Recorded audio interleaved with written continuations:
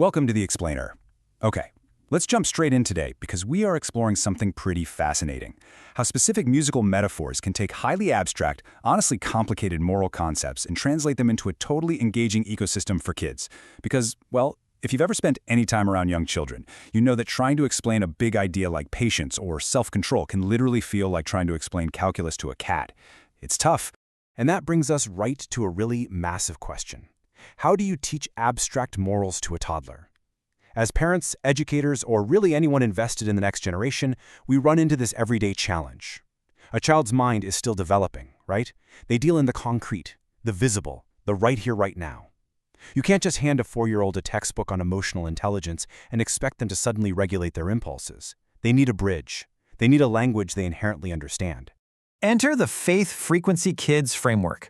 Think of it as that perfect bridge. The imagery they use, things like an ark, a dove, an incredibly cute friendly lion, it's nothing short of a masterclass in musical pedagogy.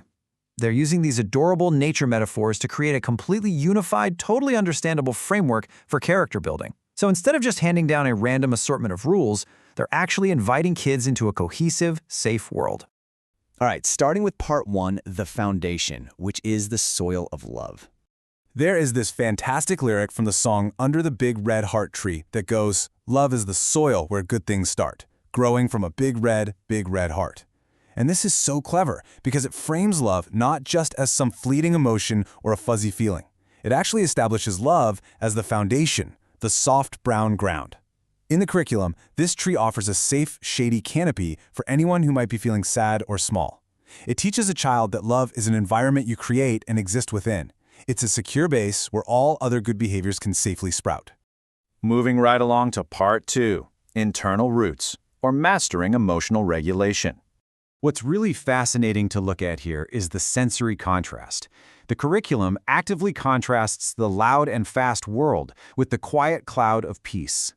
So when a child feels overwhelmed or worried or just wants to cry, the song actually teaches them to close their eyes and picture a quiet cloud floating soft and still above the crowd.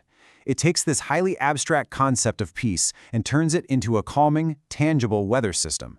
It's basically an instant grounding technique wrapped up in a beautiful visual. Next up in that internal root system, patience.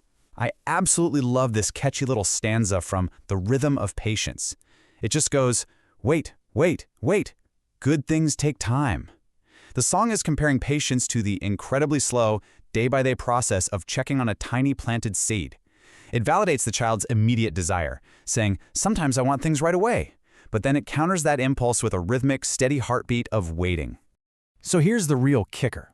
That simple, catchy lyric, it is actively teaching the absolute psychological cornerstone of delayed gratification. It's giving kids a literal waiting while we're growing song. When they're standing by the door waiting to go to the park or tapping their foot waiting for a sibling to drop a toy, they now have a mental framework that tells them waiting isn't just empty time, it's simply the time it takes for good things to grow.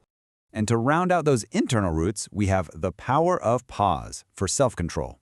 It breaks down into 3 highly practical, actionable steps. Stop, think, choose. When a child is about to shout, run, or grab something, when those really big impulses hit, this song gives parents and educators an adorable, shared vocabulary. You don't even have to yell. You just remind them of the song. Take a breath and count to 3, the lyrics say. It completely gives the child the agency to pick the better move. Okay, part 3. Guiding by inner light, focusing on joy and goodness. Think about the imagery they use for joy. It's described as a firefly guide that lives inside, kind of like having sunshine in your pocket. This comes straight from The Firefly Guide, and the underlying lesson here is just incredibly empowering. It teaches kids that joy isn't just a reaction to something good happening to you, it's a choice you can make. It's a light you carry with you, even on a day you lose, or when the clouds roll in. By making joy a firefly, it turns into this small, resilient spark that belongs entirely to the child. And while joy is a firefly, goodness is presented as a lantern, bright and true, especially when compared to a dark and rough road. The lantern of goodness openly acknowledges that, hey, sometimes choosing the right thing is tough. Temptation makes the path ahead feel super scary. But goodness is framed as this steady navigational light. If you just follow where the right leads, you can plant another goodness seed. Moving up to part 4, the outward bloom, where we see kindness growing outward. For kindness, the curriculum uses this beautiful metaphor of a little drop of rain falling on a thirsty plain. In the Garden of Gentle Deeds, it equates simple, everyday acts, like holding a door or sharing a toy, to sprinkling little drops of water. And what happens when you sprinkle water on a garden? The whole thing shines, and smiles grow right away. It visually connects a child's small outward action to a massively positive reaction in their environment. Then you have gentleness and faithfulness, which are translated into these incredibly understandable actions. Gentleness isn't just told as be quiet, it's depicted as a feather's fall, floating soft and slow. It's glowing fireflies in the night, a whisper of hope to a friend who is feeling down. Meanwhile, faithfulness is framed as the strong, true commitment of follow-through. It's described as being as steady as a nursery rhyme, step by step and day by day. It actually makes reliability sound comforting rather than like a heavy burden. Finally, Part 5, The Spirit's Singing Garden. When you step back and look at the comprehensive scope of this curriculum, it's an impressive harvest. Love, joy, peace, patience, kindness, goodness, faithfulness, gentleness, and self-control. By assigning a distinct physical or natural metaphor to each of these abstract virtues, they ensure that absolutely none of them get lost. From tiny seeds, they've grown a complete garden that literally sings in a child's heart, offering a fully stocked tool belt of emotional intelligence for pretty much every situation they might face. Which brings us to our final thought for today's explainer. Which seed are you going to plant today? Because honestly, the brilliance of this framework isn't just for the kids, it's for us too.